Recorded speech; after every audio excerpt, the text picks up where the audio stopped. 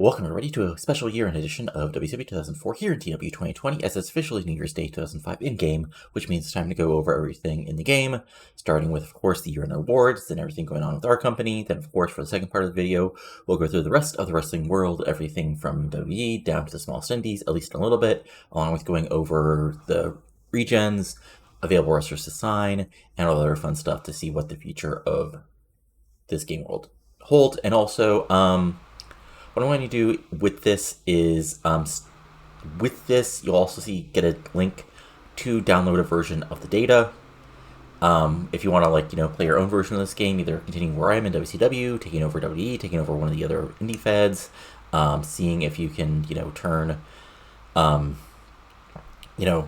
bring New Japan to the top, bring some random indie fed to glory, sign up all the available wrestlers and create your own super indie, all that fun stuff. Regardless, we're going to start out with, as usual, the year-end awards, the top 500, and all the other fun stuff. So let's start out with basically the wrestler of the year, who was The Undertaker. And mainly the main reason for this is because he had a bunch of random 99s and 100s. Just look at those. He had 100, 100, 100, 100, 99, 100, just a stupid amount of hundreds because how the game works. So honestly, probably I'd go in and figure out who the real wrestler of the year is, but nothing too exciting there. But a good one for an Undertaker as he wins this for the second time in a row, I believe. If we get the annual awards, yeah, he won it last year and he won it this year as well. So if we go to the next year, which is coming of the year, it's WWE. I believe this is they're where is company of the year? Where are you? Yeah, Noah won in 2002 in this game, but every other year it's in WWE because they're huge and they're doing well in the game as well. Team of the year, as usual, it's Kane and Taker, just because of the wacky year that the wacky way the game determines the awards. I'm sure there's another team in game who deserves it more, but what can you do? Match of the year, of course, was one of the random hundreds. I guess this was the best one, which was a random SmackDown match where Regal, Shawn Michaels, and Chris Jericho defeated Benoit, Brock Lesnar, and Triple H. Again, what I might do in the year is release sort of some fun individual stuff just on the background of the game world and see if there's a better match of the year. But you know what it is. Show of the year is actually a shocker. It's actually Wrestle War 2004, mainly because if we look at that show in our show history, we really lucked out and we got basically 299s in a row and a huge 98. Just the way everything was booked was just perfect, basically. So yeah, we pull off a miracle there to actually outdo, and plus the in-game booking is not great for pay-per-views with the WF, even though they usually do very well. But we really lucked out there. Young Wrestler of the Year was Randy Orton. As you expect, he's been basically turned into a top-tier guy, in part due to how I've booked W when I've hopped in, but also the game actually doing it well. Just a stupid amount of really great matches here. 90s, 98s, getting pushed to main events, lots of matches against guys like Angle, Triple H, Steiner, Scott Hall, all that fun stuff. And speaking of Scott Hall, he's our Veteran Wrestler of the Year, and he's done decently well if we look at his match history, at least this past year. He's had a bunch of hundreds in tag matches and such. Average rating of 86, still being pushed decently well by the game, despite the fact that he was really, but he's doing okay. Female Wrestler of the Year was Molly Holly, despite being in WF, but she's getting random 87s, 70s, and other stuff. I'm going to guess I'll look up Joni here when her game, but I bet the squashes I gave her at the start of the year basically hurt her at that level. But still she's really over, and she extended her deal to WWE, so. I think her contract has another year or so on it. And honestly, I might not even sign her because, we'll see what happens there. Most Improved Company of the Year was 3PW, which is just indie. Let me see here. If we look at their show history, so at the start of the year, they were getting, I don't even, maybe if I look at their size, yeah, if we track that, yeah, I don't even know how the game considers this. I guess not enough companies grew enough they had to consider it, so just was whatever. Independent Wrestler of the Year was Shibata, who is currently in DDT and Empro after being let go from New Japan, I believe, at the start of the game, in the 2016 version of the game. So yeah, and he's actually quite over in Japan.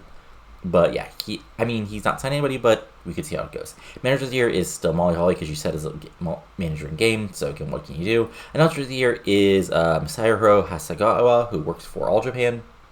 He's good. Let me look at his stats. Like, yeah, his announcing rating is a 94. So there we go. Our commentator is Oki Okidata, who I believe also works for, he worked for 01, Gaia, Osaka Pro. Color skills 86, so there you go. And referee of the year is Nick Patrick. Hurrah. So then, if we look at the Power 500, we reset the Power 500. There we go. Okay, so 1's Taker, 2 is Sean, up from number 3 last year. 3 is Angle, up from 6 last year. Ben Wallace, 4, up from 13. Big Show's 5, up from 10. Lesnar's 6, down from number 4. Billy Gunn's number 7, up from at 9. Yes, we live world just because of he's being pushed well. The Billy Gunn is one of the top pushers in the world. Austin's 8, mainly because he's down from 5 and also he's retired. Jericho's 9, down from 7. Edge is 10, down from 2, so not as great a show. Triple H is 11, same position he was. Orton is 12, up from 18. Christian's 13, up from 15. Scott Hall is 14, down from number 8. DDP is number 15, up from 21. Val Venus is 16, up from 57, so he's been pushed a little harder. Stevie Richards is 17, up from 19, just because he's basically like the ultimate chopper to the star, so he has like a bunch of random 90s with people.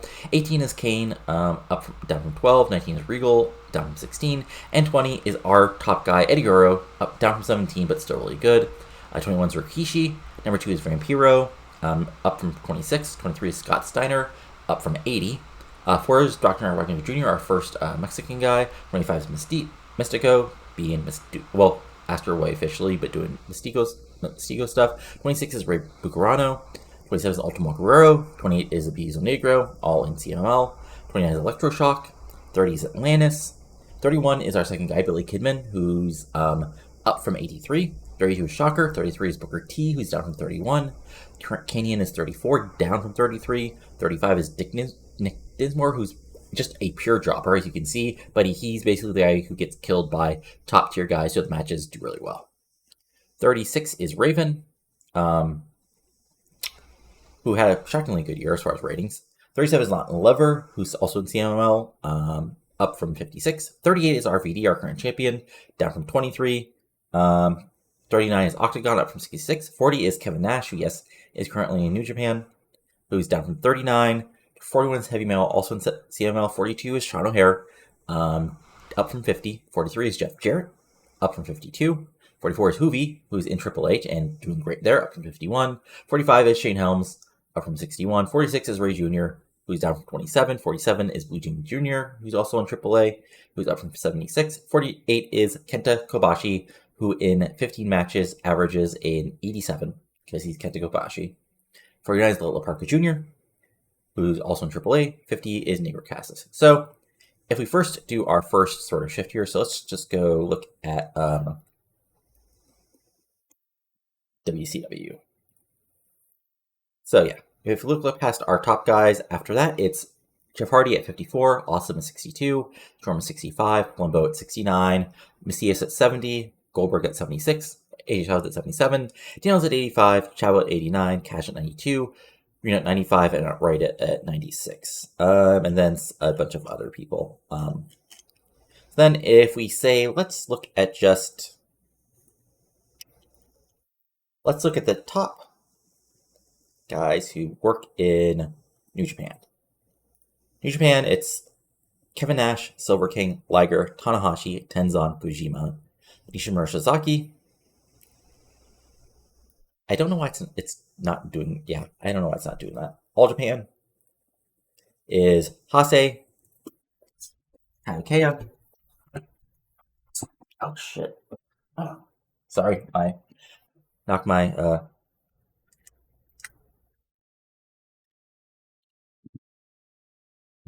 Hold on. Sorry, I knocked off my mouse there. Kawada, Henning, who's still alive and doing not terrible. Very not a lot. So if we just do, let's see here, reset it and just say top female wrestlers in the world. the top is Molly Holly, then Trish, then Manami Toyota, then Haraki Fukuwawa, Tashi Yamamoto, Akira Hogata, Kara Slice of all people, Takumi Inui, Koichi Suzuki, Haruito, Ozaki, Ivory, Nagio, Selena Majors of all people, Jackie Gata, Lita, Momo Nakanishi, Miko Satomura, Joni Aller, and yeah, it's basically all our squash matches when I was building up in the pre-show. If not, she would probably be around Molly Holly or Trish. Shaniqua, Lizzie Valentine, Gail Kim's 271, Celine Cartier, Lufisto's at 340, Lexi James is at 363, Nikita Colt is at 359, and there you go. Lots of other interesting people. Let's see here. Reset. If we look down, like who's basically at the interesting near the bottom, we got Steve Bradley at 499, Headbanger Mosh at 497, Ice Train at 496, Mark Miro at 494, Roderick Strong at 491, and some other interesting people, including Chronic, who are still in New Japan, and yeah, some other interesting stuff here. And then looking at the current most popular in the world.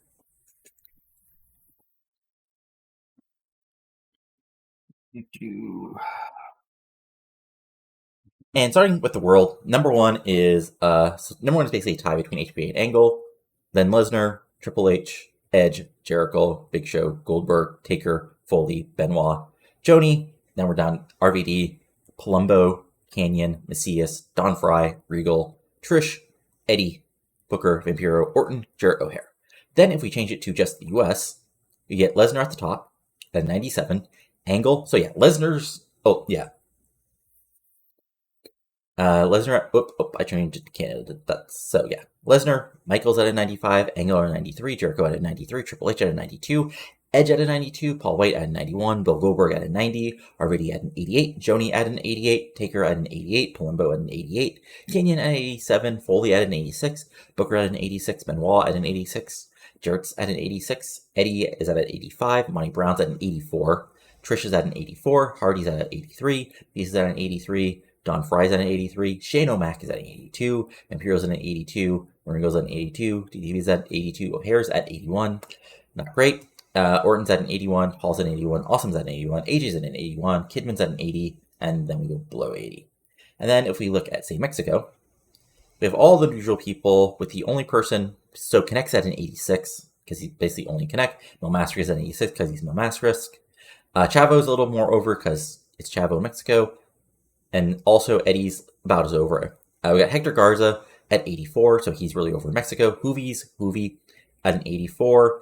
El Hijo del Santo, because he's El Hijo del Santo. Abismo Negro, and that's about it, as far as like people more over. In Britain, it's basically the same as everywhere else. Nobody special, because there's no British in the scene. For Japan, it's Riki Choshu is really over. Muto is really over. Masao is really over. Let's see, anybody. Kenta's over. Sakuraba is really over. Kawada's really over. Liger's really over. And Suzuki's really over. So that's about all that's really over there. And then Europe is about the same as everywhere else. So nothing out of particular there. So I'll go over like the rest of the world as we go, but that's just a good like step. Oh, right. And as far as battles, like the only real battle is in the US is between us and WWE, and in Japan between Noah and New Japan, which are both pretty close. We got some regional battles between, like in the Great Lakes, it's between OVW, Northern Border Wrestler, and HWA, where OVW is currently winning. Tri-State between Pro Wrestling Integrity, CZW, QPW, and New Jersey. In Mexico between the rest of indie companies, Southern England, FWA, People UK, and OA UK. Central Europe, WXW, EWA, Deuce for Ringba, and some other companies, and then that's about it for regional battles. But yeah, and then most popular overall. Oh no, sorry, that's the wrong thing. For company wars, again, entire world, it's WWE, WCW, Noah, New Japan, AGPW, AAA, 01 CML. For USA, it's WWE, WCW, Wildside, OVW, AAA, HWA, CML, Noah, AWK, New Japan. In Canada, it's space WWE, WCW, BCW, Noah, New Japan, Stampede, OVW, AJPW, CWF 01. For Mexico, it's WCW. So yeah, we're slightly bigger in WE, AAA, CMNL, Tournament X, IWRG, XLaw, Guadalajara Lucha, Noah, and New Japan. For the British Isles, it's WE, WCW, PUK, ASWK, FWA. For Japan, it's WWE, WCW, then Noah, then New Japan, then All Japan, then 01, Michinoku Pro, Gaia, DDT, and Osaka Pro. And then Europe, it's WWE, WCW, WXW, EWA, GWF, Noah, New Japan, ACW, DRVTB, and All Japan. And then Oceania is, all that. And then India doesn't really count yet. So there we go. So that's basically the world as it stands. So now let's get rolling with actual going over our company, beautiful WCW. So first, let's start at the very top, the creative. So creative, we got RVD as our top guy, Goldberg is our number 2 guy, Eddie Guerrero is number 3, Ray Jr. is number 4, Canyon is number 5. That's about what you expect going by how I've been booking. And actually, RVD just basically, I think, jumped Goldberg right after Starrcade, which is interesting. Next big things is Angel Fox, Paul London, Ray LePen, Yang, and Lash LaRue. Lash is a guy who I've basically, not used, but I don't know. I might give him a push this year just out of random interest and because I might need to because of the brand split, but we'll have to see about that. A hot prospect is Angel Fox, Teddy Hart, because he's Teddy Hart, Lita, who might be brushing the edge of hot prospect, Paul London, and Lash LaRue. Talk to Talk is Canyon. Yes, Canyon in this world is a better promo than Ric Flair in 2005, then RVD, then Booker, then Jarrett. Showstoppers is Ray, RVD, Eddie, AJ Styles, Teddy Hart. Again, who do you expect? Ring Generals is Lance Storm, Ray Jr., Eddie, Morningstar, Chad Figueroa. Again, who do you expect? Who's hot is Palumbo. Again, he's basically been pushed as a monster heel since he turned on O'Hare. Macias, who's Macias, Lonnie Brown, who just beat Bill Goldberg at Starrcade, Eddie Guerrero, who's been pushed a strong heel, and Shane Holmes, who just had a 2-month world title reign, and who's not is Lita, just because of the way she came into the company. And Hidden Gems is interesting just because who's there. So, The Miz, Nova, MVP, Kenny Omega, and Luke Hawx. So then, if we look, our figurehead is still Bill Goldberg because, even if we go to RVD, Goldberg's more over, Goldberg's more charismatic, Goldberg has more star quality, and business attendance is up 8%, and we're selling 35% more merch. So there you go. Our product is still classic sports entertainment, just because there's no reason to change it. Stables. Well, I'll go over that in a second. Titles. So again, starting from the bottom, let's see here. Let's start with Cruiserweight. Okay, Cruiserweight Championship this year was interesting. So we started out with Jamie Noble as a champion after retaining it at Starrcade. Liger beat him for the title at Showdown in the Sun in Mexico. AJ Styles won a triple threat match with Jamie Noble and Liger at Super Brawl. AJ Styles defeated Liger in a huge one for him. Then AJ Styles defeated Jamie Noble at Sacrifice. Il Skipper shocked everybody by beating Styles at Slamboree. Then he began his long world title reign, defeating Air Paris, Tony Gazina, Paul London, Jason Jett, Tony Gazina again, Teddy Hart, Blitzkrieg. Then Taka defeated him by DQ at Mayhem. Then in the Starrcade Ignition match, Taka won the Cruiserweight title. So there you go. Then there's a World Television title, which has just been sort of a mess. So if we go back to the beginning of the year, Jonathan Toro was still the champion. He won a bunch of matches. He eventually dropped the title. Air Paris beat him in a shocker on a Nitro. Then Mark Jindrak defeated Air Paris about a month later. Jindrak held the title for a while. Actually had some interesting matches, including matches with Ric Flair and Rey Mysterio Jr. But eventually, Dean Malenko, and basically, as he debuted, defeated Jindrak. Malenko held the title for about 2 months. Jason Jett then has won the title in September and held it since then. And hopefully, he'll be a bigger part of the shows now with the brand splits and more reasons for people to basically, show up. So then, as we move up a little bit, let's go to the U.S. title, which, of course, started out this year around Ray Jr.'s belt as he retained the title Shane at last year's Starrcade. Ray then defeated Skipper at Showdown in the Sun, defeated Kaz at Super Brawl, defeated Sharp by DQ at Wrestle War. Keenan Sharp defeated him to take the title at Sacrifice. Tajiri defeated Sharp by DQ in Slamboree. Tajiri then defeated Sharp to win the U.S. title. Tajiri then defeated Sharp to retain the title at Bash at the Beach. Tajiri then defeated AJ Styles. London defeated Tajiri in a bit of a shocker at Fall Brawl. Toro defeated London at Halloween Havoc to retain the title. Then he defeated Tajiri in a rematch. And then Toro defeated Ray Jr. in an 88 match at Starrcade. So that's where we're at that. Then we have the World Tag Team titles, which started around the waists of your friends and mine, Air Raid, who won the Assault on Anarchy match at Starrcade. Billy Kidman and Storm then won the titles at the first Nitro of the year. Then Billy Kidman and Lance Storm defeated Booker T and RVD at Shadow and Sun, where Booker and RVD broke up. Jet and London defeated Storm and Kidman at Super Bowl. Silver Rose then defeated Jet and London to take the titles at Wrestle War. Silver Rose defeated Legacy to retain the titles. Then they defeated Jet and London in a rematch at Slamboree. They won a triple threat match with Noble and Sable and Raid and Chavo. Then they defeated Air Raid in basically Air Raid's last match at Bash at the Beach. Then Raid and Chavo won the titles at British Assault. They beat Silver Rose in a rematch. Then he beat AMW in Fall Brawl. Mystique and Morningstar made their return, dominating the tag division, defeating Raid and Chavo to win the tag titles, winning a four-way at Mayhem where Sting made his return. Then he defeated Sting and Flair at the tag titles. Then finally, well, not finally, there's the Women's World Championship, which of course started around the waist of Celine Cartier, who won the four-way match at Starrcade. Celine Cartier defeated Gail Kim and Nikki Galt at Shadow and Sun Super Bowl. Nikki Galt won a triple threat match also involving Angel Fox at Wrestle War.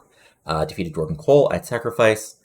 Gail Kim won at Slamboree. Defeated Angel Fox. Then Nikki Galt at the Bash at the Beach. Johnny Lawler made his basically her debut in the women's division, defeating Gail Kim at British Assault. Defeating Gail Kim again at Fall Brawl. Defeating Celine Cartier at Halloween Havoc. Defeated Jordan Cole at Revolution. Then Trisha Sky won the triple threat match with Gail Kim at Starrcade 2004. Then if we look at Prestige, up about 4 points. Women's World title.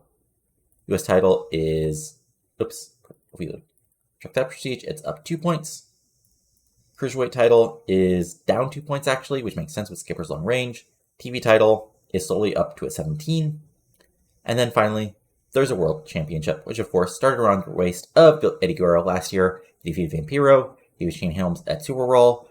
Defeated Macias at Wrestle War. Booker T took the title from off of him at Sacrifice. Booker T then defeated Hardy at Slamboree. Booker T defeated Goldberg at Great American Bash.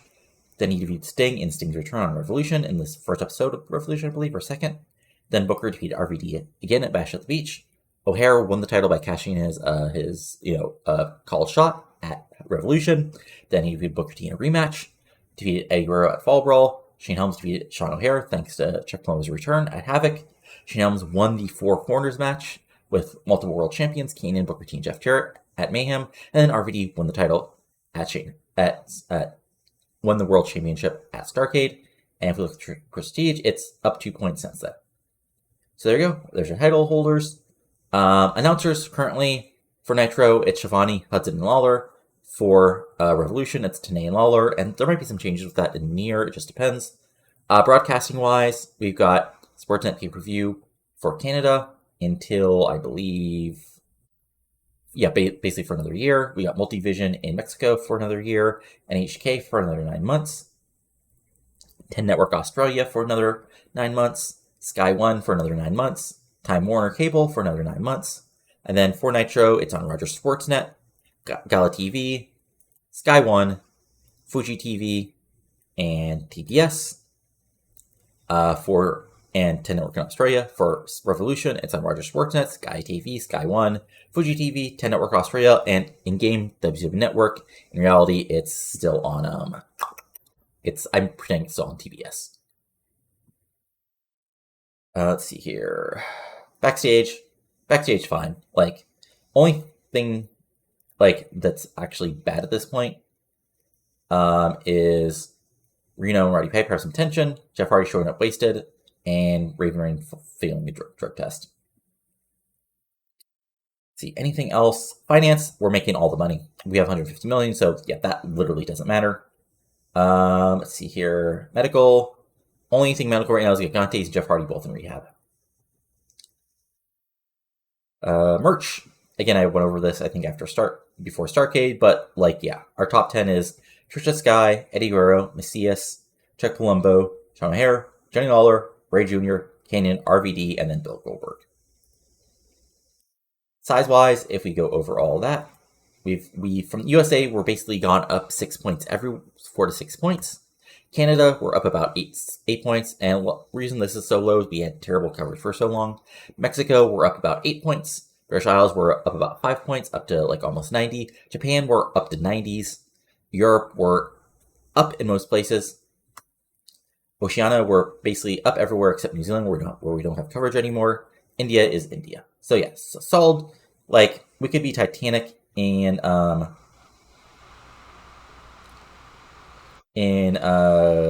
I think we just need to build up a little in Canada. I think that's about it. Yeah, so now it's time to go over the actual roster. So let's start from the bottom. Well, not from the bottom, from the top. Okay, so major stars. Well, AJ Styles. This has been AJ's year. Like we've built him up from a guy who's solidly mid card, all the way up to a like actual main event guy after beating Eddie. Like he's like really like skills are really good. Like obviously all this stuff will still improve. Psychology is okay. Christmas Mike, he's slowly getting better at that, so he might build up something more. Star quality is not the biggest, but so he probably won't be like the best. Like he won't ever be like a consistent like super tippy top face of the promotion guy, but he'll be a main event guy. Uh, like this year, obviously cruiserweight division moved up to the singles division, had to feud for the U.S. title. Air Paris, broke up the team, defeated him decisively. Then Air Paris left the promotion. Did well in the Mayhem tournament, getting to the finals. Then feuded with Eddie Guerrero and had the big win over Eddie to end the year. So a huge win for AJ and a really good year for him. And in 2005 should be a big year for AJ. Like again, this is where in real life he was becoming a top guy with TNA, and I'm happy I've pushed him solidly, but not super pushed him. Like he's not winning world titles in 2002. Like I've seen in another game, which again, if that's how you want to push and the game will let you, that's perfectly fine. I just prefer not to do it. So we got Goldberg, and Goldberg's had an interesting year. Like pop wise, he's actually dropped down a little bit because I've actually like been using him to put over, not really put over, but just make him interesting. Yeah, if you look at his year, he basically he beat Macias at Starrcade. He was in the cage heat match for the title shot. Then he had a feud with the Triumvirate for a couple of months, basically going through Slamboree. He defeated Macias to earn, I believe, the title shot. Then he lost to he put over Booker T at Great American Bash. He basically disappeared for a bit, like officially. Like he defeated Tank Tolan. He lost to Ebony Sable by DQ thanks to JB Noble. He defeated JB Noble at British Assault. He then went away for a couple months, came back to feud with Monty Brown after Monty Brown called him off. Then went to a double DQ. Was gone for a month, came back, then put over Monty Brown at the pay-per-view. And this is sort of the way I want to use Goldberg, because like the reality is like he can't be an every week guy. At least like in real life he probably could, because like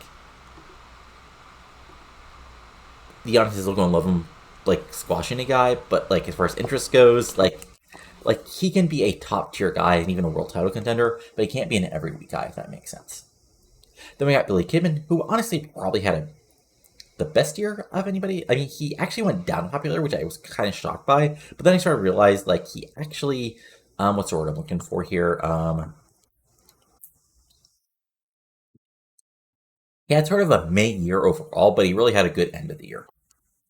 So yeah, if we look at like sort of, like yeah, he was feuding, like him and Lance Storm won the titles in the first Nitro of the year. Then he dropped titles to Jet in London. Then he started feuding with Goldberg, which involved putting over Goldberg. He lost to RVD. He lost a triple threat match to Jeff Hardy along with RVD. He got in a feud with Hardy and Billy Kidman to a significant event.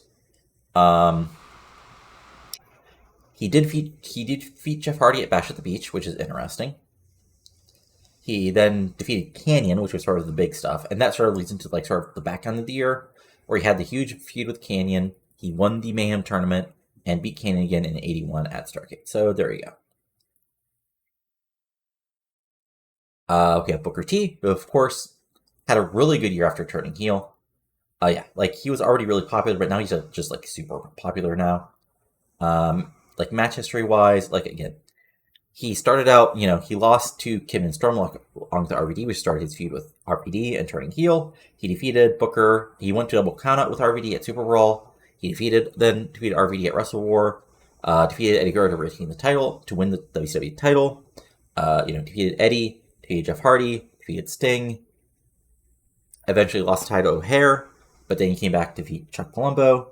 He defeated Booker. He lost to O'Haire to retain, as O'Haire really put over the top guy. He got involved in a feud.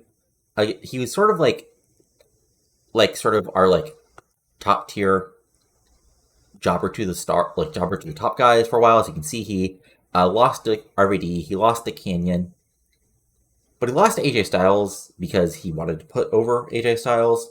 Then Jeff Hardy came back as we were going to build up because that was the way we were going to build up Jeff Hardy, but then Jeff Hardy did Jeff Hardy things. So he's inserted to the Mayhem tournament match. And then he got into the interesting feud with Jeff Jarrett, which means he's sort of a tweener at the moment, but we'll see what he does in 2005. Chuck Palumbo, the guy who some commenters think should be pushed above Sean O'Haire, which honestly, like, he now has a 90. So yeah, like, he's sort of the guy now. Again, if we look at his year, like, again, was on the cage heat match at the beginning of the year, put over Morningstar, beat Shane Helms at Wrestle War. Macias killed him in May. He was away for a couple months, came back to help O'Haire. Palumbo did then defeat Morningstar at Bash at the Beach. Didn't have much of a feud. Got in, Shane Helms beat him at a Nitro in September, then lost in the Four Corners match at Fall Brawl to set up the number one contender. Got in a bit of a feud with Jeff Jarrett. Then he was gone. Then he, basically lost to Jarrett at Revolution. Was gone for basically about a month where we saw him on the road. He turned heel, defeating O'Haire. Came back, lost to Ray Jr. in the Mayhem tournament because of O'Haire attacking him. Then defeated O'Haire at Starrcade. So we'll just see what happens from there. Eddie also had an interesting year, as of course he started the year as world champion. And is still one of the top guys in the promotion. And actually got up to an 85, which shows me, maybe he doesn't have the pop cap I thought he did. So again, looking at his matches. He started out the year as champion, defeated Vampiro in Mexico, defeated Shane Helms, defeated Macias, dropped the title to Booker T, got involved in a feud with JB Noble, where at, let me see, where is it? At British, yeah, JB Noble actually beat him at Slamboree, so he's gone for a couple of months, got involved, eventually turned heel. Alex Wright beat him, then he lost to Eddie Guerrero, he lost to Sean O'Haire in a title match. Got involved in a feud with Ray Jr. and AJ Styles. Ray beat him at Halloween Havoc once again. Got to the... got to the finals of the Mayhem tournament. Thinks AJ basically cost him. Got in a feud with AJ. Then put over AJ at the pay-per-view. So, in a 98. So, still a really good year from Eddie. He'll probably be a top heel, just like Palumbo will be. But, we'll see what he does, because, of course, we know what really happened in 2005, which is unfortunate. Jack Evans, Jack Evans is the real shocker here, being, this high up. But, he's gotten, stupidly over just because, being in a bunch of great matches. Him getting really over goes back to October, or I think it's, I can't even see what it is, that got him super over. Yeah, I don't even, I guess Team with the Heart Legacy chosen feud, but that doesn't make sense. I don't know what happened here, where he got, stupidly over in, he was always stupidly over in Southeast, because that's where our Dev Fed is, but at some point in October, he just, got, dumbly over, and it's only happened more and more. But yeah, match history, he's been largely teaming with Teddy Hart's part of the Heart Legacy. He had a really solid year, and I'll go over the actual specifics of the tag division later on. But they've had a solid year. Jeff Hardy, it's Jeff Hardy. Again, he's actually gotten really over. He's one of our top baby faces. But the problem is, he did the Jeff Hardy things. Of course, we were finally going to push him to the main event in a big world title match after losing to Booker earlier in the year. Huge match with Shane Helms, really pushing the idea that, Hardy helped Helms become the guy he was back in Omega. And then he had to get popped for drugs, basically right after defeating Booker T. So, yeah. That what we call unfortunate. Still. But here's the problem. He's still Jeff Hardy. He's still super charismatic. He has lots of star quality. So, that's the actual problem. So, we'll just have to see what we do here. And he still is with Gail Kim, which is interesting, but yeah, there we go. So yeah, and he has a legendary gimmick. So that's sort of the really interesting thing as he comes back, is what the hell am I going to do with him? We got Jeff Jarrett. Jarrett, like again, Jarrett started the year at, of course, still part of the Horsemen. Of course, Horsemen basically ended in February after Jet and London beat him at Shroud in the Sun. But he eventually, he defeated Flair at Wrestle War. He defeated Kanan at Sacrifice. Went to a count with Kanan at Slamboree. Then Flair and Kanan beat Jarrett and Jindrak after he was forming this chosen few. But then the initial version with Ray Gordy ended early because Gordy got injured for a year. Simply Johnny Devine came in as a replacement. And then he's had like a really solid, like he's never been like the top heel, but he's been flirting with. Like he was involved in the sort of tournament for the number one contendership with Chuck Palumbo and RVD. He had the feud with RVD, including a cage match at Halloween Havoc. And then he had the interesting feud with Booker T ending the year, losing to Booker, but still having a solid year. So, I mean, he'll be very interesting for me because I think, like, especially with the split, he'll probably be like either the number one or number two heel on one of the shows. Joni, obviously, I'm just going to go over all the women in a separate thing. So let me actually fix this. Just there we go. Kanyon. Okay, so Kanyon, as you can sort of tell by his booking, was the person chosen to be deep pushed by the winner of the last year's Mayhem tournament pick'em. So as you can see, like he didn't have even that he only went 500. So he did drop to Goldberg. He lost the number one contenders cage heat match. He did the job. Like he and Flair did beat Jarrett and Douglas, but then Kanyon he beat Vampiro. Then Jarrett beat him. Went to double count with Kanyon. Chosen Few beat him and Flair in sort of like the actual blow off of the Horseman storyline. Then Kidman defeated Kanan to really put him over. That started the feud with Kidman, including him going away, then coming back and Kanan cutting the whole triumvirate. He eventually, as part of the Mayhem tournament, got defeated by Kidman again. He was turned into the main event because of Jeff Hardy getting popped for drugs. Then he jobbed the Kidman one more time. So, and if you look at his popularity, he did actually stay the same. So despite me trying to push him, because I didn't totally job him out, he still is more over. So there you go. Macias, and then this year again, he's getting a little older. He's probably not going to ever be the guy. He's probably never going to be world champion again. But he can and it's interesting because he's a top tier babyface now, but maybe losing again Kidman will, of course, mean doing other things. We'll have to see how things sort out and which show he goes to. Macias is Macias. He's a monster. He killed people. He defeated Sean O'Hare. He lost the world title match. Then he came back and lost to Palumbo and O'Hare, but they eventually got fight back. Defeated Chuck Palumbo at Slamboree. Did a job to Goldberg. Defeated Vampiro to send him out of the company. Then, long feud with Sean O'Hare, where Sean O'Hare beat him the Death and Darkness match at Bash to the Beach. Him and Morningstar went away, came back, won the tag titles, and there you go. And that's the thing, is if we look at his popularity, it's kind of interesting because he did the big job in May to O'Hare, put him over, and he really hasn't recovered from that, but he's still really over and can be really revolt pretty quickly. But he is he's not the best worker, but he's solid, and he can obviously probably get over really quickly. And just to bring up, because he's the other guy, Morningstar, again,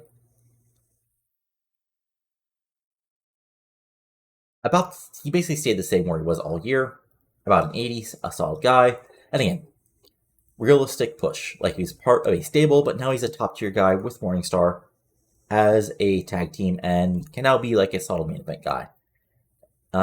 But yeah, I mean, basically he had the same year as Macias, got undefeated with Palumbo and O'Hare, eventually came back as tag division, and there you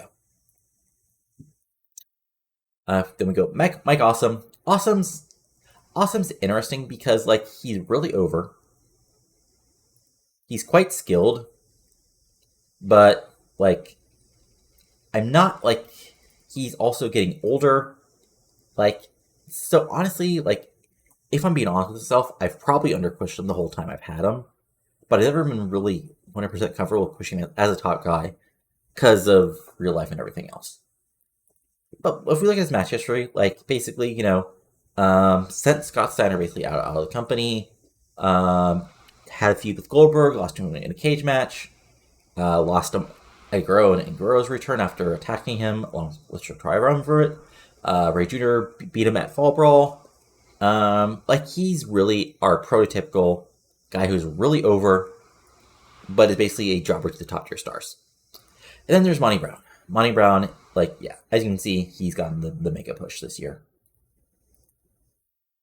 And yeah, I mean, basically, squash all the way, defeating, let's see here.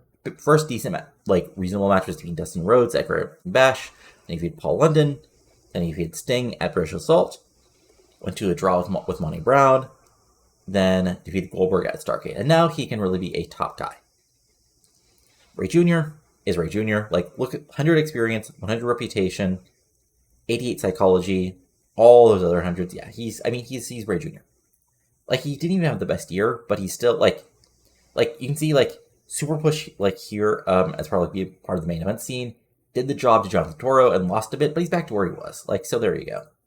If we look at his match history, lots and lots and lots of matches, because he was a guy who would always be part of a tag match, be in a big singles match, and do the job without much of a problem. So, of course, started out the year as a U.S. champion, defeated Elo Skipper in January, defeated Kaz at Super Brawl, Keenan Sharp beat him, then there was a feud with Keenan Sharp, put over AJ in June. Let's see here. Wasn't actually part of any huge matches. Toro beat him again for Toro's first big win in August. Beat Awesome at Fall Brawl. Beat Eddie in Halloween Havoc as part of Eddie's heel turn. Part of the main tournament. Jobbed to AJ again in the quarterfinals. Then, of course, won the title shot against Toro and put him over at Starrcade in an 88 match. So there we go. And again, for this year, I really do, I'm going to try to repush him as a top guy, especially with Split. Then there's RVD, the whole fucking champion, our world champion. Really over. Skilled basically everywhere. Never the best promo guy, but not as bad as you'd think. And has a star, not the best star quality either, but no, actually, pretty good star quality. Okay, Sexy Heel should probably be pushed up because what he does in real life, I guess, I don't know, but really, really, really good. And yeah. Anyway, if you look at this, match history, as you guys know, had the feud with Booker at the start of the year. Had the feud with Helms in the summer. Had the feud with Jeff Jarrett in the fall. Eventually won the title shot. After beating Havoc, defeated Helms at Starrcade, and that's basically it. Sean O'Haire, the guy who some people think is overpushed, and honestly, he started the year super over and basically slowly drifted down, and that's mostly my fault. So despite being world champion for part of that, in August when he won the title, never really improved, mainly because I think part of the competition. And yeah, if we go back to 2003, he started the year defeating Awesome at Starrcade. And then, he was part of the Cage Heat match. He lost to Macias. And then was part of that feud. Eventually, defeated Morningstar at Great Bash. Defeated Macias in the Death and Darkness match. Winning the world title. Having a bunch of great matches. Defeating Eddie at Fall Brawl. Dropping the title to Helms thanks to Palumbo. Coming back. Eventually losing to Palumbo at Starrcade as well. So a really solid year.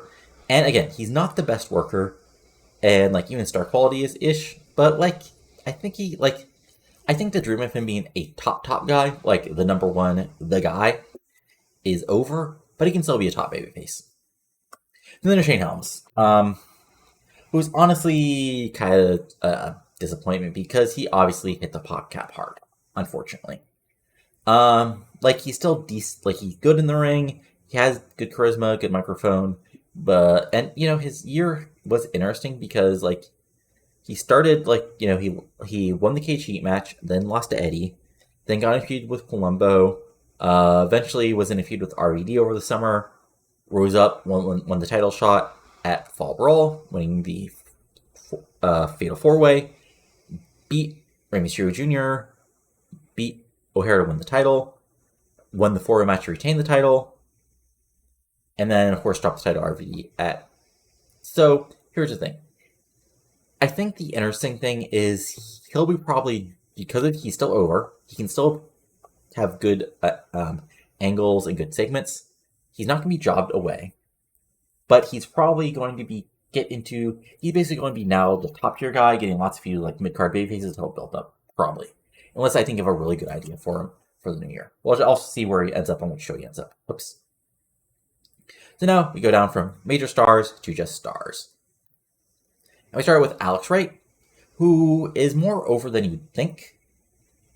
Like, he got really up to like 80s after beating Eddie, but then dropped down because of the New Year stuff. But still, a really solid year. Of course, they held the tag titles. I mean, he's actually shockingly like a 3-time tag champion, including like 1 feud reign during the Russo era, but also 2 reigns because with Ray and then with Chavo. So there you go. And obviously in real life, by this time, like he was out of wrestling, so it's interesting just to have him around. And again, match history wise, of course, start of the year he was in lots of pre-show matches. Basically as part of like the mid-card morass, the guys like Conan and Dustin. Then honestly, like I just randomly teamed him up with Chavo, and they had great chemistry, and it was on from there. And so like I slowly pushed up the tag division, feuding with Helms and Company, eventually with the other tag teams, but they won the sole title from the Silver Surrey Rollers in August, and they held the titles all the way to October, where Missy's Morningstar killed them. But, you know, it's starting to see what they do in the year, where they get split up in the draft and all that other fun stuff. Then we have Chris Harris, of course, along with James Storm. Strong push up to upper mid-card for these guys, for both of them. Storm is also, like, slightly more over. And they've had sort of a mid-year as a tag team, which I'll go over more specifically, but like, you know, feud with Jet in London, eventually becoming just a random tag team when I didn't have a lot of time for the tag teams just because of the rising women's division. But yeah, there we go. Like, but you know, the big thing is, of course, they won the tag team gauntlet at Starrcade, which means they're now the number 1 contenders and with a title shot. Bischoff is Bischoff. Like, obviously, he's now the GM of just Nitro, and we'll see what he does. Jamie Noble, who had a very interesting year, like really like rose up, and then I don't know if it's a pop cap thing or just I didn't really push him thing. We'll have to see. And he had a very interesting year. Of course, he started the year in the Cruiserweight division, feuded with Styles and Liger. Then he had Ebony Sable as his bodyguard. Rose up, defeated Eddie in a shocker at Slamboree. Got involved in tag division with Ebony Sable. Then went after Goldberg, jobbed to him. Jeff Hardy lost to him. Had a decent run in the Mayhem tournament, but lost to Eddie again. And then was part of the tag team gauntlet. So it's an interesting year because I did push him hard in angles, but like he sort of like always fell in the actual matches outside of when he beat Eddie. So again, one thing I'll go over this in a second is Ebony Sable's out of promotion because he never got as good as I wanted. That's partly my fault because I didn't put him in enough matches, but also like he never really developed the skills even when I was putting him in angles with Noble. So there you go. Jonathan Toro, also known as John Stamboli, current U.S. champion and one of my big projects here. Popularity-wise, up from 46 to 73. There you go. I mean, that's the big thing. And yeah, like he started the year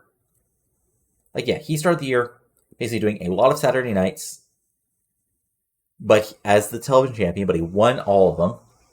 Like, he won all of them. Air Paris beat him, so he went away. I think, was there an injury? No, I don't think so. Yeah, I don't think so. I think I just sent him away because I didn't have anything to do with him. He came back. Won a bunch of matches. Defeated Ray Jr. At British Assault. Won a bunch more matches. Was the replacement for, I think, Shane Helms when Helms got injured. RVD beat him. Won the U.S. title off of London at Halloween Havoc. Had 2 great matches with Ray Jr. in the late period. Ray Jr. beat him on Nitro, but then Toro, huge match, 88. And there we go. And yeah, like, he's not terrible. Like, like he's never going to be probably a great guy, but he has a decent star quality. He has good menace and good like physical skills.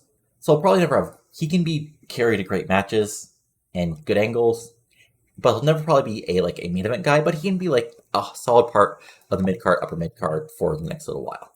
Keenan Sharp, otherwise known as Corey Graves or Sterling James Keenan, whatever you want to call him, and yeah, another guy who I really pushed hard after he came up from the Dev Fed. Like yeah, again from basically up from nothing up to like close to 80s in some periods. And again, match history, it's interesting because like he came up after like he basically showed up, won a bunch of squashes, challenged Ray Jr., won the US title off of him, held the title for a bit, feuded with Tajiri, lost to him eventually, and then he was basically sort of like in squash mode for a while, like having a little feud with Ken Anderson and Brother Ray that never made quite to pay-per-view. Lost to Tajiri in the quarterfinals. Alex Wright beat him, and there was a feud with Tajiri over the US title number contendership match. Then we moved into the feud with Brother Ray, where he brought in Ray LePen and Tank Tolan, like where Tank Tolan brought him in as a partner, and then Ray LePen joined him. And then, of course, at Starrcade, they defeat Salmon, Funk, and Brother Ray in a 6-man Starrcade street fight. So, again, Sharp will be one of the people I think really helped by the split because he can be like actually be built up to a main event guy without, because before, as you can see, before there are, let's count up 1, 2, 3, 4, 5, 6, 7, 8, 9, 10, 11, 12, 13, 14, 15, 16, 17, 15 to 18 guys who are more over them who like need the TV time and the storylines because they're main event guys and it's built that way. But then now, in a split, there's only 7 and 8 guys. Of course, all those 7 and 8 guys aren't going to be on TV all the time because there's guys like Goldberg and guys like Macias and Morningstar who obviously, who for booking reasons can't be on TV every week. And all that other fun stuff.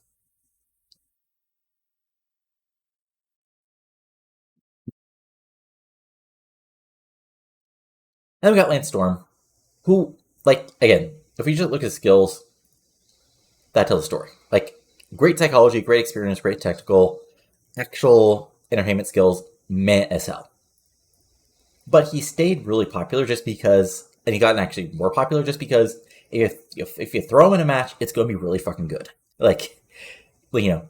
Short of being in a squash on a guy on Saturday night, there's no way you can put him in a ring and it won't be a good to great match. So there you go. And that's honestly what I've been using as. It's sort of either Awesome's or Kidman's partner. Of course, they won the tag titles for basically a couple weeks. But, he's a 3-time tag champion, 3-time US champ in the prior regime, 2-time short-term cruiserweight champion. So yeah, he obviously is doing well, but not quite as prominent as maybe he should be. Then there's Mark Jindrak, who's sort of another guy. He's part of the Chosen Few. And again, if we look at his popularity, he started out meh, and you can sort of see it basically when he became part of the Chosen Few. And now he can legitimately be a solid mid-card presence. Even a solid upper mid-card. I would not be let's say he ends up on Nitro and I could totally see an AJ Styles Mark Jindrak match, main eventing in Nitro 2005, and doing perfectly fine. But match history wise, of course, start of the year, he was basically either on Saturday night, on a pre-show, doing Jobber of the Star stuff, but eventually, he became part of the Chosen Few with Ray Gordy. He won the TV title, then Ray Gordy got injured. Sammy John Devine became his new partner. He had a feud with Ric Flair, or he had a couple matches with Ric Flair over the TV title. Fought Ray Jr. for the TV title. Eventually teamed with Jeff Jarrett to fight with Flair and Canyon. Still had his TV title matches, but eventually became a tag team member with simply Johnny Devine and had a solid year. Basically either teaming with Jarrett, teaming with Devine, being matches against guys Jarrett was fusing with, and there you go. It's a perfectly solid year. Not the end of the world, and he can really get a maybe stronger push even next year. Reno and Cash are sort of combined as the Silver City Rollers. And like if you look at their popularity, they actually get more popular over the year, even though they weren't like as they had their really long like tag title reign this year. They won the titles in March, and then that was basically they beat Jen in London. They feuded with Styles. They feuded with Air Raid again. Had matches with Red and Chavo. And then after they lost titles Red and Chavo, they sort of were stuck basically feuding with anybody Helms was feuding with until the end of the year when they got like back in the tag title picture. So again, it'll be interesting what they do as part of the tag division now that it's split up. Ric Flair. Flair like is still like really over and could be stupidly over if I used him regularly. But if you look at his year, again, if you look at his skills, like all hundreds in all the mental skills, still stupidly over, like still stupidly great as for charisma. But then you look at this, like, I mean, ironically, he's basically at the level he was in real life 2005, where he can still brawl. Like, go back and look at those, like, ECW, WWECW Ric Flair matches where he just bled, ended up Stark on thumbtacks. The reasons why, like, people jokingly called him, like, American Onita this time period. He's still okay technical, and he can still do hardcore matches, but, like, yeah, he can't do anything else, And if we look at his match history, like, he started the year feuding, part of the Horsemen broke up, they had that feud. Eventually, he put over Helms at Sacrifice, got in a little mini feud with the Chosen Few. Eventually, we had the final blow off of that back at Grand Open Bash, where Flair and Kanyon won the match. And then we had the final blow off where at Trap Bash at the Beach, Chosen Few defeated him, Kanyon, and Malenko. Stenny was basically gone for the year, returned as Sting's surprise partner, and then lost the Starrcade match. Flair is not going to be a full-time wrestler anymore, but I am going to figure out something to do with him in the new year. I just have to figure that out. Speaking of people figure out, Sting is still actually quite good, like quite over. And skill-wise, like, not quite Flair, like, but he's actually a little bit better in-ring still, but a little bit less in performance skills, so we'll have to see what he does with that. But then, again, same thing with Sting. Like, Sting literally was gone for the first part. Like, he did the job to Morningstar, disappeared for half the year, came back, dropped the Booker T, then got in a feud with Monty Brown, put over Monty, put over Toro in a huge match. Then he came back to attack Morningstar and Macias, put over Macias and Morningstar at Starrcade. So yeah. Tajiri. Speaking of people who will hopefully have a better shake in the split era is Tajiri. Because again, look at those skills. Really good. Like, solid. Match history-wise, like, lots of, random matches, doing jobs. But he had that feud with the U.S. title, and he won the U.S. title. But then he jobbed to London in sort of a shocker. And, was in the pre-show battle around Starrcade. Like, again, I don't want to say I did badly with Tajiri, but there just wasn't enough time for him. Like, But again, it could be a lot worse. Then we down to the well-known people. Okay, Brother Ray. Brother Ray was sort of the interesting thing here as he came back. He basically showed up, as you can see here, at the start of the year. Or at midpoint of the year. So he came back. He immediately, he didn't get on pay-per-view until... Did he not have a pay-per-view match all the way until Mayhem? So, but, he feuded with guys like Jindrak and Divine, with Sharp. Like, basically, he had lots of, TV feuds, but eventually he had long run in the Mayhem tournament, defeated Tank Tolan, got into the finals. Then there was the feud with, Tolan, Le Pen, and Sharp, and then, he, along with Funk and Sandman, put him over at Starrcade.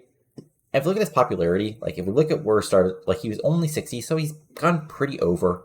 And again, this is a guy who, as part of, one of the shows, once the split happens, can be a consistent, significant part of it.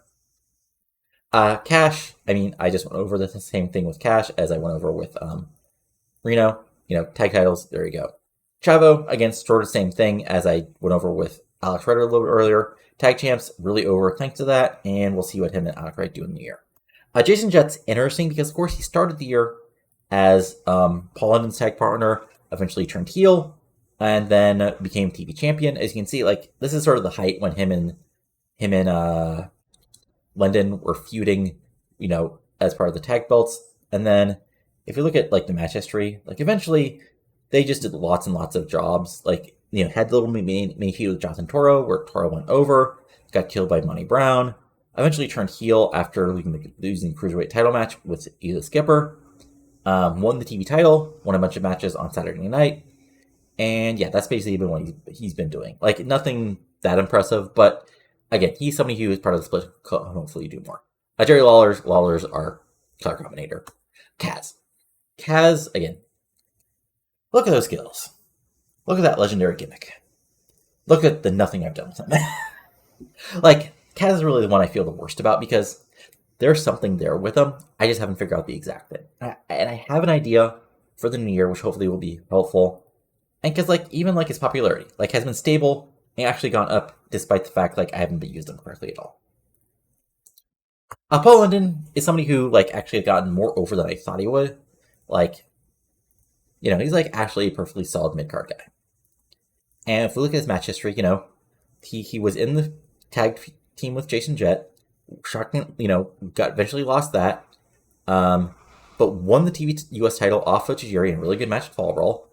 Was part of sort of the quasi-main event as he was teaming with Ray O'Hara against Guerrero and Silver City Rollers, teamed with AJ Styles once, lost the US title to Jonathan Toro.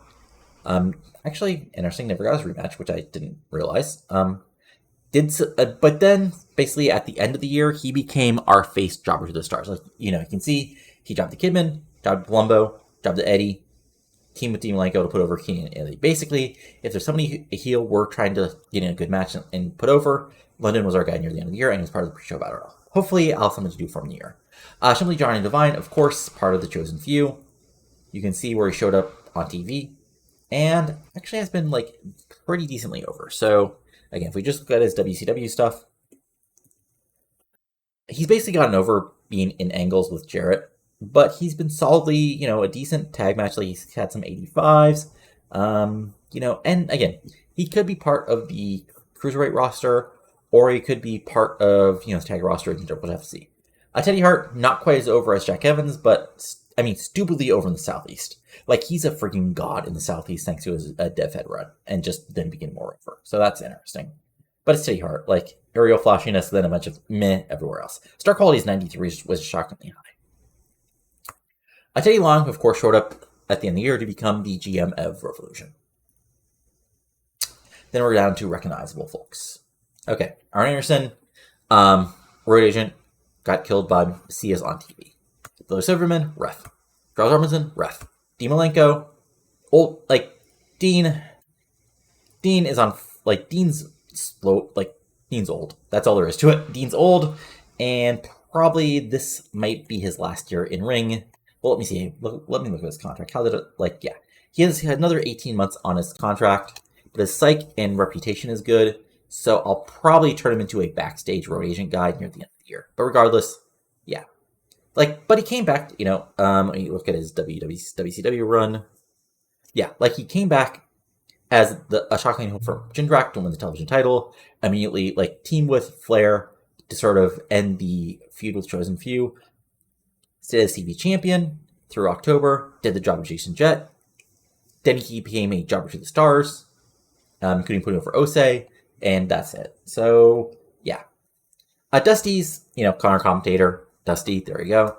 Ela Skipper was sort of one of the guys I was really trying to put over this. And again, all things considered, he's 13 points higher than he was at the start of the year. He, of course, had the stupidly long Cruiserweight title reign all the way from May to when he just lost out to Taka. And I think as part of he can be a building block as part of the Cruiserweight division because he's really good in ring. And is easy, he can be built also as far as mic skills. Gigantes has been in, was basically just a background character for Shane Helms. Didn't have that many matches. Went to rehab. He'll be back later this year, but I don't know what I'm going to do with him. I might just send him down to dev territory, or I might release him. I'll just have to figure out what I do with that, because he's not that great in ring. His menace is good, but it's not even like that great. So he just might be somebody who gets is surplus to requirements once he's gone from rehab. Jerry Borash, future announcer, currently just backstage interviewer. Jerry Lind is one of those guys who was in WWF. I signed him basically just to show up to be Shane Helm's surprise partner, do the job to RVD in sort of the ECW tribute match, and then be part of the Cruiserweight title scene. And that's what we'll continue to do, at least for the next couple months, to see where I want to do with him. Because he's actually right now under written contract, but he can wrestle in other places, as you can see here.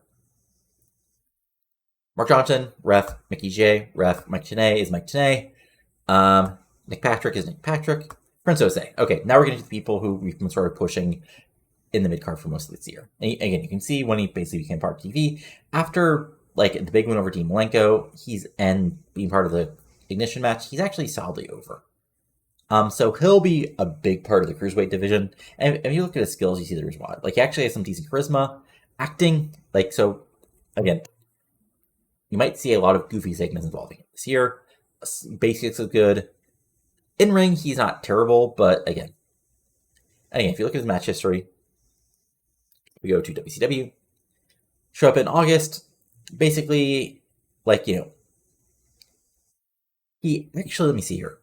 The only time he's lost a one-on-one match is to Alex Wright, and that's it. Every other loss has been as part of either a tag team, like a multi-man match, or a tag match. So there we go. Solid booking there, which was part of the reason why he's over. Riley Penn, the future Adam Rose in our timeline, and yeah, just a guy who's solidly part of the lower mid-card at the moment, and possibly can do more as the year continues. Like, nothing too exciting here, but he actually is, like, he's actually pretty solid in the ring, good psychology, actually pretty charismatic, so not great star quality, but can be built up in other ways. Let's see here, what else am I looking at? Charisma, microphone, yeah. And again, since showing up on TV, outside of his jobs at the start, yeah, basically some interesting stuff. But he's basically been on the bottom of the card, beating people, losing people, but the big one on Starcade should set him up. Ron Simmons is somebody who I'm sort of disappointed that I signed him, then I didn't have much time to do it so much. Like, you can sort of see my initial idea, where he showed up, was partner of Brother Ray Jeff Hardy, but then he basically was on Quality Job Squad, beat Lance Storm in a big match on Saturday night, but then wasn't doing much. He was part of Pre-Show Battle Royal, but hopefully I'll have something to do for him, because he's older, but he's not completely useless in ring yet. Scott Hudson, announcer. Sean Stasiak is sort of the one guy who I'd been on Total Drop Squad outside of Saturday Night Wins. And yeah, he's just a guy who put over people. But he's kind of not even useful as that anymore, so he might be gone. Like, I think he has, yeah. Oh, right, I gave him a long contract initially, so I might release him. He might get angry. I'll have to see what he does with that. Stevie Ray was brought in to help Monty Brown get over, and now there's not much reason for him to be around, but probably continue to have a contract because he's Booker T's brother. Taka, brought in on a short-term contract because he's a freelancer. Was actually part of the Indies. Like, he didn't have, like, a contract anywhere. So, but came back. He's now the Cruiserweight champion, and we'll see what he does in the year, at least for the next 30 days, until his contract is gone. Tank Tolan, of course, famously, as part of the Mayhem tournament and lots of help, defeated Jeff Hardy and RVD in back-to-back weeks, back-to-back tournament matches, lost to Brother Ray, then beat him at Starrcade. And you can look at his popularity here and see the big jump right here. Like, he's actually decently over now, which should be interesting. Tony Schiavone is Tony Schiavone. Because Tony Schiavone, who did not run off, I mean, okay, running off is a mean way to put it, but he did not become a announcer for a AA baseball team for years. He's still in wrestling. Then we have our male unimportance. So Austin Aries, who basically just made his debut, is now part of the Cruiserweight division. Disco Inferno, who's again around because Eric Bischoff's friend. Ernest Miller, still the same thing. Like, he had his wacky storyline on Saturday night, but with that, the end of Saturday night as an actual show, thanks to Revolution. he's now sort of surplus requirements. Fit Finley, who is basically around as a nostalgia act and will eventually become a backstage guy. Great Suzuki, who I'm probably going to let go here because he wrestles. He's the booker for Michinoku Pro and can't show up for pay-per-views. Hidaka, who's Japanese guy, really good star quality, might actually be a strong part of the Cruiserweight division if we extend them. Jinsei, who I signed, but unfortunately, same thing as M-Pro, might not ever be available, so I might let him go. Johnny Ace, backstage guy. Look, he's come back in real life, but this isn't real life. Like, I was going to have Ric Flair, Jeff Jarrett, Eric Bischoff, all sorts of not great people. It's wrestling. Ken Anderson, who is another guy who I brought from Developmental, but unlike Tolan and Ray LePen, I haven't had like quite the right angle to really push him yet. But yeah, still like a pretty solid year. Like he was doing lots of jobs early part of the year, just as part of like our DevFed job squad. But decent year. Basically, won the last squash match on Saturday night. Has beat Air Parrish on a Nitro. Had a fun match with Eddie Guerrero on a Revolution.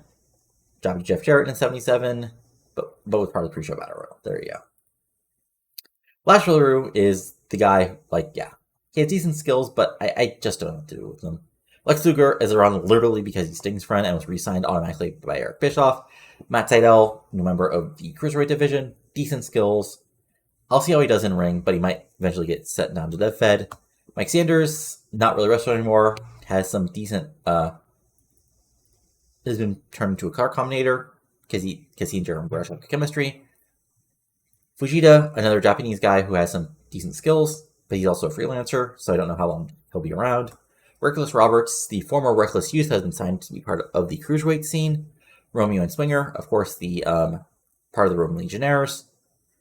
Not getting as over as I want them to, but honestly, that's partly my fault. Sandman, who we signed to be sort of a guy on the roster, Sabu's partner, but then Sabu got let go, and so he's basically become a jumper to the stars, and had the little feud with the Sharp, Tolan, and LePen, the job at Starcade. And honestly, he might be gone, like, because he's not even, like, that popular, so, like, there's not much use to him, honestly, as any more than a body. I have plenty of bodies I can bring up from DevFed. Shannon Moore, who's a pure cruiser jobber, decent in-ring skills, but, like, yeah. Terry Funk, who is here for 14 more days.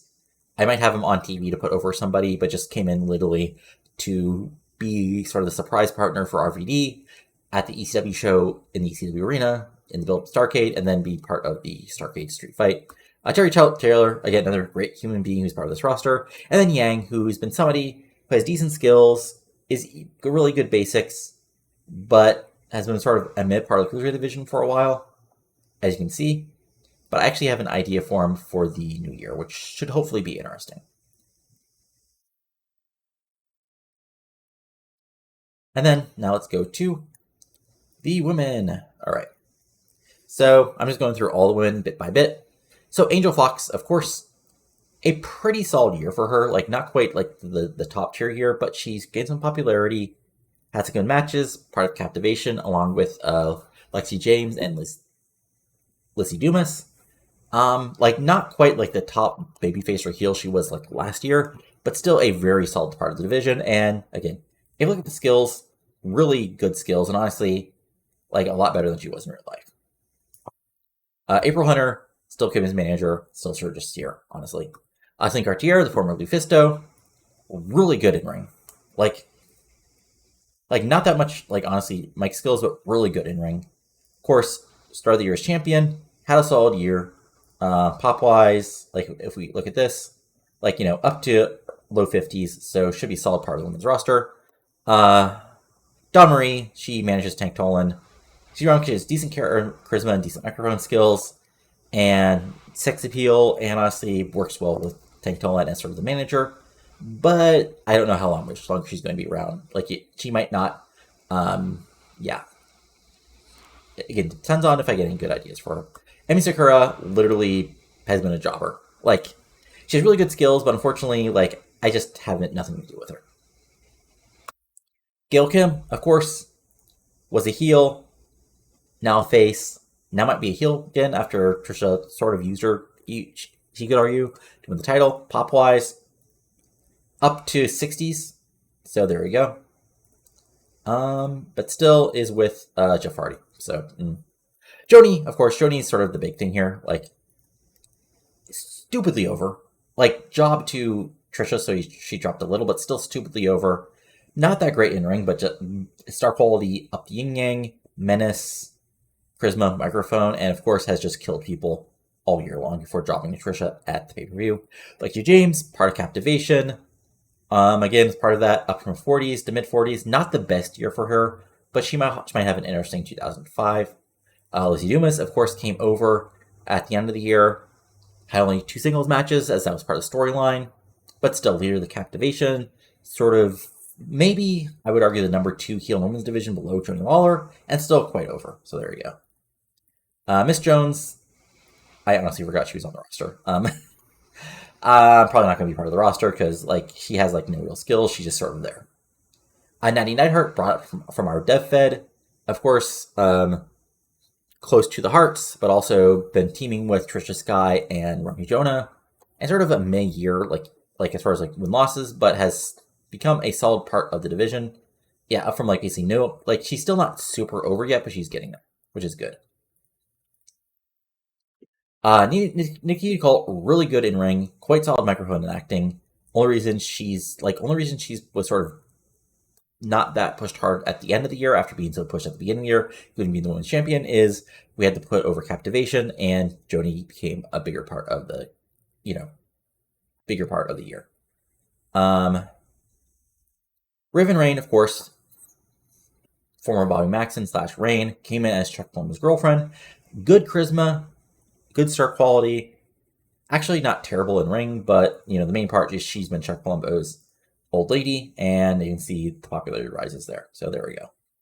Roni Jonah, newbie, like decent skills, can grow some, and is basically just sort of the bottom women's babyface at the moment. Charmel, Booker's manager, will not be doing any in-ring stuff most likely, but has been gotten pretty over being Booker T's wife. Stacy, she of course was Chuck Palumbo's manager. Palumbo turned heel, and now she sort of has nothing to do, but she's quite over. She has some good charisma, lots of star quality, lots of sex appeal, so I just gotta figure out the right thing for her to do. Corey Wilson, same thing. Still officially manages Travel and Alex, but hasn't been part of an angle forever. Decent charisma, decent microphone, not as good star quality, but, still solidly. Still good. Trisha Sky, of course, if you compare to Gail Kim, Gail Kim's actually, decently in ring.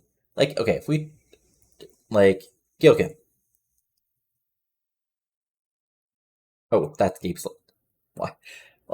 That's Gail saying. Where is Gail? There we go. Okay. Gail's a little bit better technical-wise, not as good as far as, skill-wise, but a lot more charismatic. So yeah, that explains that. But, of course, came in July, immediately rocked to the top, won the women's title, and pop-wise, thanks to beating Jordan Lawler, is now just stupidly over. Then there's Christina Busick, who of course came in as Nikita Nicole's partner, up from our dev fed. Solid year, nothing too bad. But yeah, just basically that.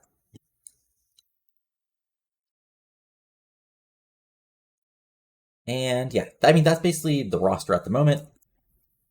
Of course, next, it's time to look over our developmental people. There's some people who obviously will be coming up to the main roster quick sooner than later, but I'll just have to see, some other stuff that happens. Anyway, we've got Adam Ortiz, who is a regen, who has some alright skills. His star quality is unfortunately not great, so he'll never probably be a great guy. But I think he'll might be coming up to the main roster eventually. Nothing too terrible, but we'll have to see what happens there. Bobby Lashley, of course, is Bobby Lashley. You know who he is. I signed him, I believe, back in July, because basically he was not getting any work, so I figured that was worth it. But he's still young. Will not be on the main roster anytime soon. But it's Bobby Lashley. Chance Prophet, who actually, all things considered, is decent in ring, good psychology, meh charisma, okay microphone, not great star quality, but will eventually be part of the main roster because, of course, he has a gimmick that might work with some people currently who are getting pushed strongly. We got Chris Rambola, who got a dev deal. Unfortunately, he's okay. He's a good brawler. He has good psychology, but everything else is sort of meh. I don't know. I might bring up eventually if there's a good character I figure out, but I don't know if there's anything. Claudio is Claudio. He's really good. He's just not over it all, but obviously, he could be on the main roster tomorrow if I wanted to really strongly push him, but I want to realistically do this. Hector Guerrero, who was, of course, for a short period part of the Guerrero angle, but now has been put down here just to teach some people. Jamie Tucker, a ref. Jonathan Figueroa, a regen announcer who is really, really good at announcing. So he might be a future announcer on TV. Kai Graves, who's of course a regen, but who's a regen who has decent skills, good psychology, but a lot of star quality. So there you go. Keith Walker, former Midwest indie guy, decent skills, good psychology, everything else, okay star quality, decent amount of menace. So he might be part of the main roster sooner than later, just because he's also been on the Dev roster forever. Kenzo Suzuki is Kenzo Suzuki. Just like he's in real life, he's not doing great when it comes to the whole wrestling. He's meh. He's painfully meh. So yeah. But he still has good star quality. So that might be the one thing that gets him up to the main roster eventually, just to see how he does. Killswitch and Wrathchild are both, of course, part of the Seekers and Sim tag team. They have some decent skills, mostly just brawling. And yeah, we'll just see what they do with that. Marcus Militech, another regen, but he's a regen who's gotten some decent in-ring skills, but menace, but that's about it. He's just a really muscular guy. Even his psych hasn't grown that much. So we'll just have to see what he does with that. Marco Pani, of course, the future. In our reality, Muhammad Hassan. He's not going to be Muhammad Hassan ever, hopefully. But he's slowly getting better. Matt Cross, indie aerial guy. Did I bring him up to be part of? Let me see here. WCW. Okay, yeah. I might bring him up to the main roster sooner or later, just because he can be part of the cruiser division. Aerial's not a lot of star quality, but he can be a cruiser guy. Matt Morgan is Matt Morgan. He does Matt Morgan stuff. Brawling is about all he has right now, and lots of menace, but that's all in star quality. But hey, that's kind of all you need sometimes. Ray Gordy, who is down here just because he's injured. I believe he's still injured for another. Let's see here. Personal info. He is still injured for another. Oops, that's not it. Skills. Yeah, he's still injured for another 4 months. So, So we'll see what he does when he comes back. Ray Trailer, who's just down here because he's retired. He basically, he retired him. I signed him up. He retired a month later, so he has 5 days left on his contract. So he'll be gone off into the mists of not working in a couple days. Ricky Steamboat, who's just basically our trainer. Ryan Drago, high-flying guy, or not high-flying guy, but decent, undercard wrestler. Had some random good chemistry, so I just brought him into the tag division. Sonny Siaki, who actually is pretty good in ring, has some star quality, decent mic skills, so he might be another guy who's brought up as part of the main roster sooner than later. It just depends. Tony Jones, who's been part of this dev fed forever, but unfortunately, it's sort of met on everything except psychology. Travis Tomko, who's Travis Tomko.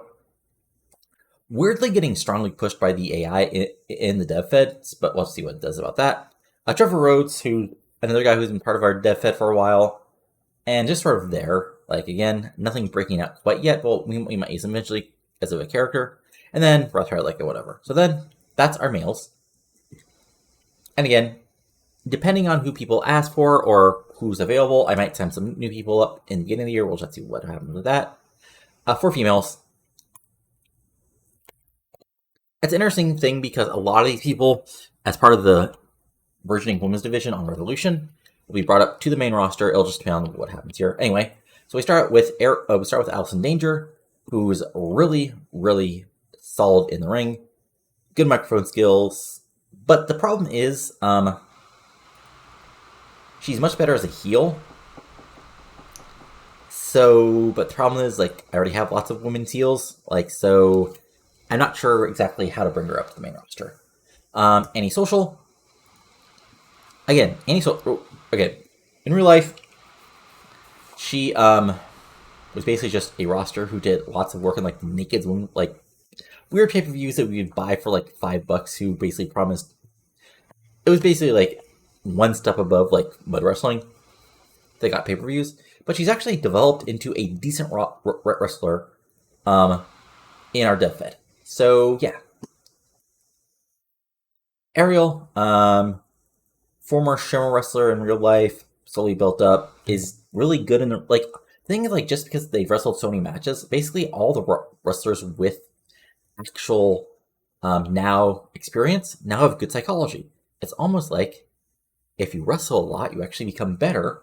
Because in real life, the problem with this like generation of women's wrestlers is they basically only got to wrestle maybe once every couple months in Shimmer.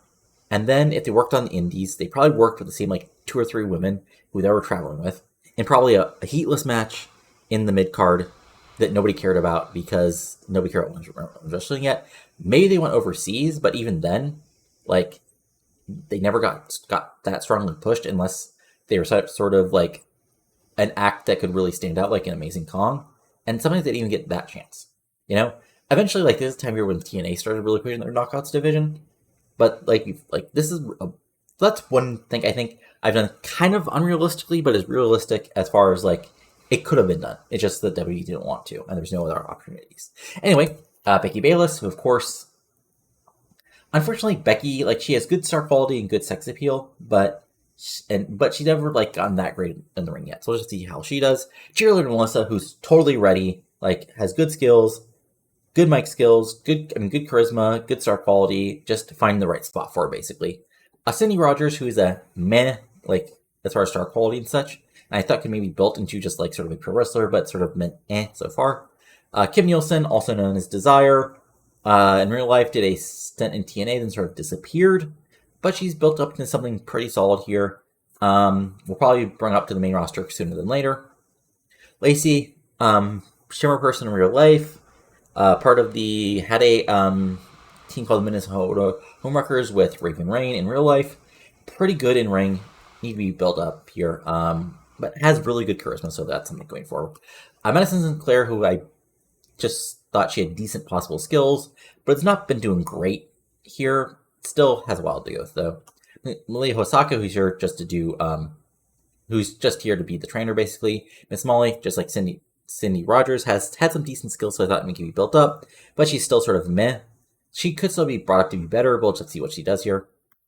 Mischief, of course, big time Shimmer era star on the indie wrestling scene. Unfortunately, I think she got injured or something, and so didn't really get never got like that TNA gig in the Knockouts division. Of course, never got a WWE run because this was way before they would sign indie girls who didn't have the right look. But could be like, I signed her not that long ago, so she probably has a little while to go on the indie roster. Misty, who's just down here because she has a contract and she had no chemistry with Kidman, which was the only reason she had a job in the first place. But yeah, like, I might let her go eventually, but because she's just down here, like, not even wrestling, because she doesn't like even have those skills.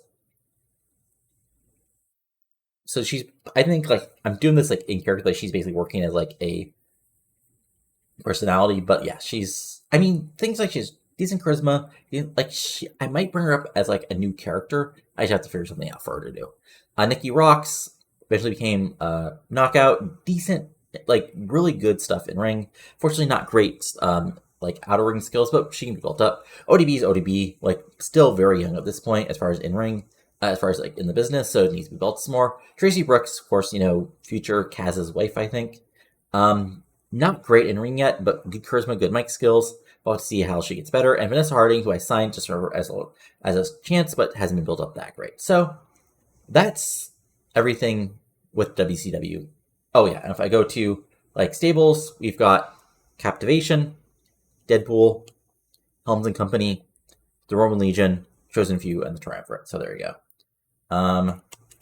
And teams, as far as like officially, we got America's Most Wanted, Awesome Storm, European Disunion, Heart Legacy, Roman Legionnaires, Silver Sea Rollers, and Random Shadow. So there you go as far as that goes. Yeah, owner goals is right at the moment we can't hire anybody with less than 60 in selling, and Messias and Schonheimer must be still strongly pushed, which I'll happily do. But yeah, that's it, at least for the first half. So again, this is the first half, which I just went over everything in game for our company. The second half, which will be out on Friday, I think, will be the second half, which is everything else in the world. So we'll be going over WE, Japan, Mexico, indie companies, available talent, regens, all that fun stuff. So if you enjoyed this, go ahead and leave a like, comment below when you're enjoying, not enjoying, and of course subscribe to the channel for lots of TEW21 content, including this series, my New Japan series, and maybe some other fun stuff that'll pop up. But that's it for now, so talk later, and adios. Have a good one.